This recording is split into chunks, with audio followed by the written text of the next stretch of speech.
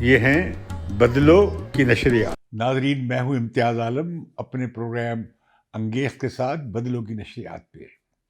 آج میں براہ راست آپ سے مخاطب ہوں اور موضوع ہے کہ P D M Pakistan Democratic Movement کے اجلاس میں جو فیصلے ہوئے آخر ان کی سگنیفیکنس کی اہمیت کیا ہے.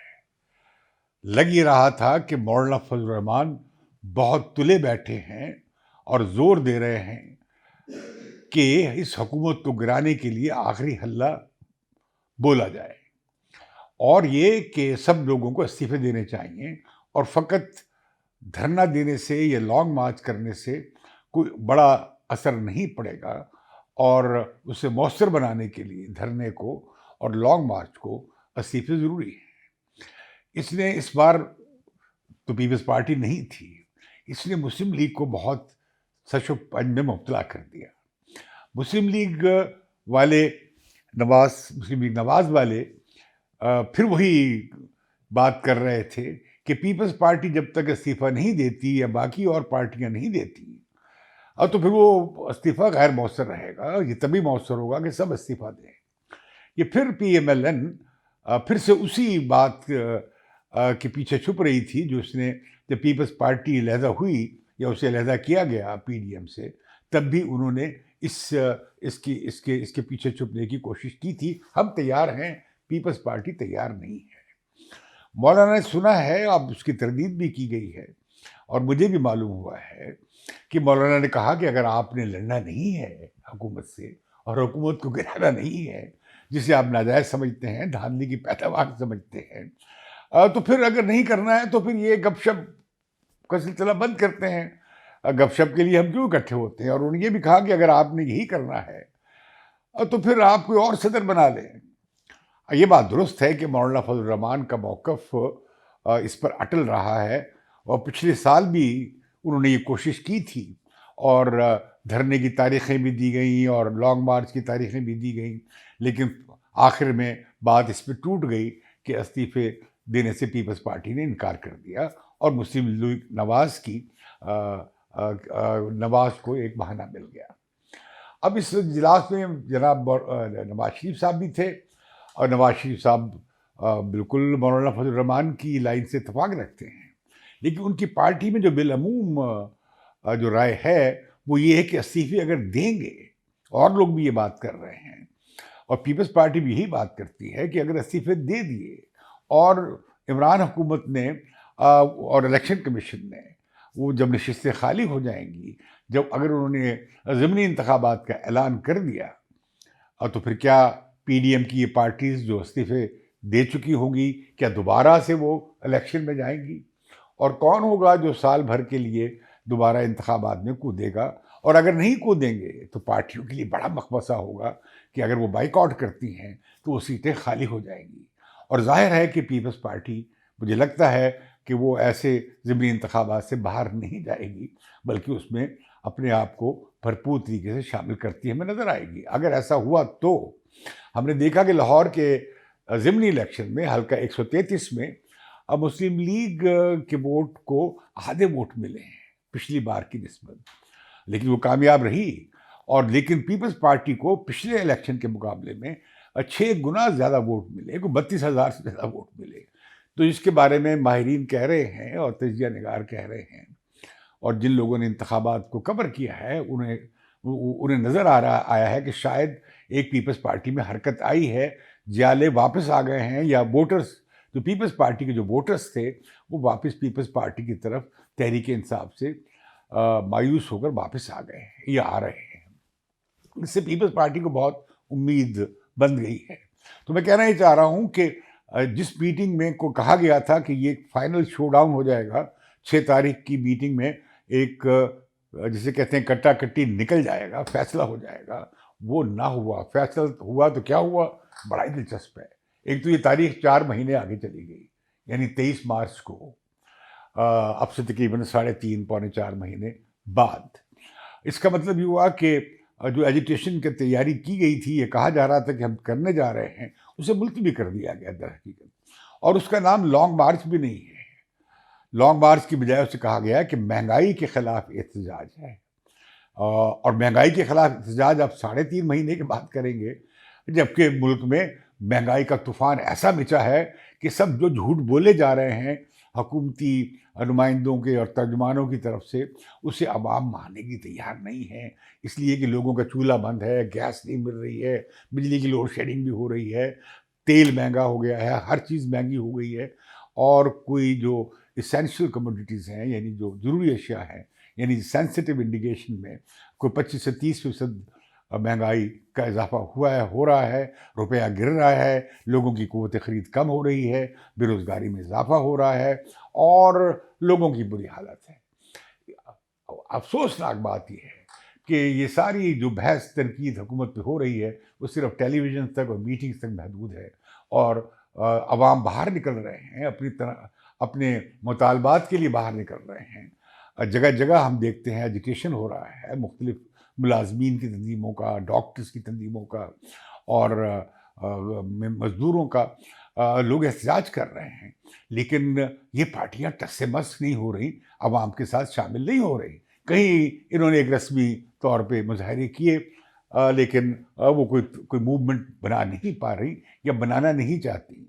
حالانکہ بالکل اس وقت عوام بیزار ہونے کی آخری حد تک پہنچ چکے ہیں. تو ہوا یہ کہ پھر اب اسے نام دیا گیا ہے مہنگائی مارچ، مہنگائی کے خلاف مارچ، اور وہ بھی 3.5 مہینے کے بعد. اس میں یہ بھی نہیں کہا گیا، واضح نہیں کیا گیا. مولانا بڑے ڈپلومیٹ ہیں، بڑے سیاستدان ہیں، زیرک. انہوں نے کہا کہ یہ باتیں بعد میں طے ہوتی رہیں گی. فی الحال تاریخ کا تعین کیا گیا ہے، دھرنا کے بارے میں کوئی فیصلہ نہیں کیا گیا. اگر تو یہ فقط ایک جلوس ہوگا، وہ جائیں گے، پروٹیسٹ کریں گے، گھروں چلے جائیں گے. لیکن یہ تاریخ دینے کی ایک بڑی اہمیت بھی ہے. جو کہا جا رہا تھا کہ مارچ تک اس ملک میں کوئی بڑی ڈیولپمنٹ ہونے جا رہی ہیں، وہ بنیادی طور پر وہ اسپیکولیشنز ہیں یا کیا سرائیاں ہیں یا ساتھی تھیئریز ہیں، جسے ہمارے بہت سے کچھ دوست سوشل میڈیا پہ بہت اچھالتے ہیں. ہر 10ویں دن وہ عمران خان کی حکومت کو فارغ کر کے ہاتھ جھاڑتے نظر آتے ہیں. لیکن ہم دیکھتے ہیں کہ عمران خان کی حکومت چلی جا رہی ہے، باوجود ہے کہ وہ بہت مشکل میں ہے، باوجود ہے کہ وہ گورننس کی فیلیور کی انتہا پہ ہے. اور یہ کہ وہ حکومت کے حوالے سے کوئی مؤثر مل جل کر کوئی محاذ آرائی یا ملک میں ماحول گرم کرنے میں ابھی تک کامیاب نہیں ہوئی ہے. لیکن پھر تاریخ کیوں دی گئی ہے؟ تاریخ دینے میں پھر وہی بات کہی جا رہی ہے کہ امید ہے کہ صفحہ مزید شاید کچھ، اگر یہ 35 قوانین جب جوائنٹ سیشن میں پاس کروائے گئے تھے تو اس وقت ابھی تبدیلی نہیں آئی تھی آئی میں، اور یہ امید رکھی گئی تھی حکومت کی طرف سے کہ اس سے پہلے 18 یا 19 تاریخ سے پہلے اسے منظور کروا لیے جائیں. اور ہم نے دیکھا کہ پلک جھپکتے ہی 35 قوانین کو بیک وقت چند گھنٹوں میں ایسا تاریخ ساز قانون سازی ہوئی ہے، حکومت نے وہ کر لی. حکومت کو بحران کا سامنا نہیں کرنا پڑا. تو اب غالباً لمبی تاریخ دی اس لیے گئی ہے کہ ان لوگوں کی رائے جو یہ کہتے ہیں کہ ان ہاؤس تبدیلی کے حالات پیدا ہو سکتے ہیں، اس کے لیے شاید اگلے چند دنوں میں یا ہفتوں میں کوئی ٹیسٹ کیس بنایا جائے کہ کہاں کھڑی ہے اسٹیبلشمنٹ. کیونکہ یہ تو بات واضح ہے کہ یہ حکومت کی بہت ہی چھوٹی سی چند لوگوں کی اکثریت ہے. سینٹ میں اکثریت نہیں ہے، قومی اسمبلی میں بھی 8-10 لوگ آگے پیچھے ہو گئے تو اس حکومت گر سکتی ہے.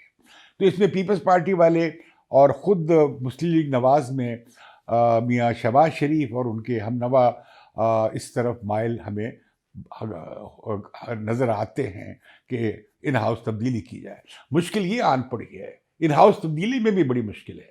وہ یہ ہے کہ جس طرح کا بحران آ گیا ہے، گلے پڑ گیا ہے، عمران حکومت اس میں ٹھس ہو کے رہ گئی ہے. اگر یہ انہیں نکال کر حکومت بنائیں گے، اول تو حکومت بنانا مشکل ہوگا. وہ کولیشن کیسے بنے گی؟ کیونکہ پی ڈی ایم تو ٹوٹ گیا. اگر یہ پھر سے اسمبلی کے اندر متحد ہو کے کوئی کولیشن بنا لیتے ہیں تو پھر کیا کریں گے؟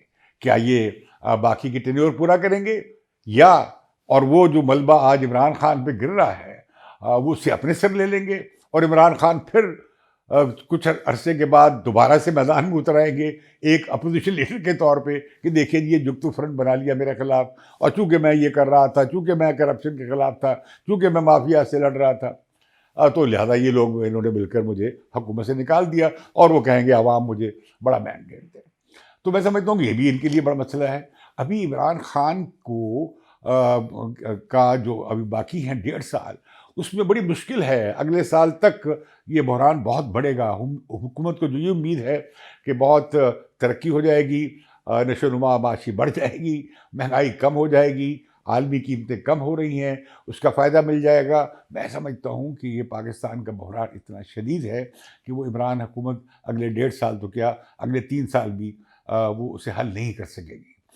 خاص طور پہ قرض جو ہے، اب دیکھیں اس حکومت نے کہ 16 کھرب روپے کا قرضہ لیا ہے، اور 24 سے وہ ہو گیا ہے 40 کھرب روپے، اور جب تک یہ حکومت مکمل ہوگی تو وہ ڈبل ہو جائے گا، جتنا پورے تاریخ میں ہوا پاکستان کی 24 کھرب، تو یہ 48 کھرب کے قریب یہ پہنچ جائے گا، شاید روپیہ بھی 200 روپے تک پہنچ جائے، اور انٹرسٹ ریٹ بھی کوئی 9-10 تک کرنا پڑے، 10 سے ذرا نیچے، لیکن 9 سے اوپر یا اس کے درمیان انٹرسٹ ریٹ کو بھی کرنا پڑے گا۔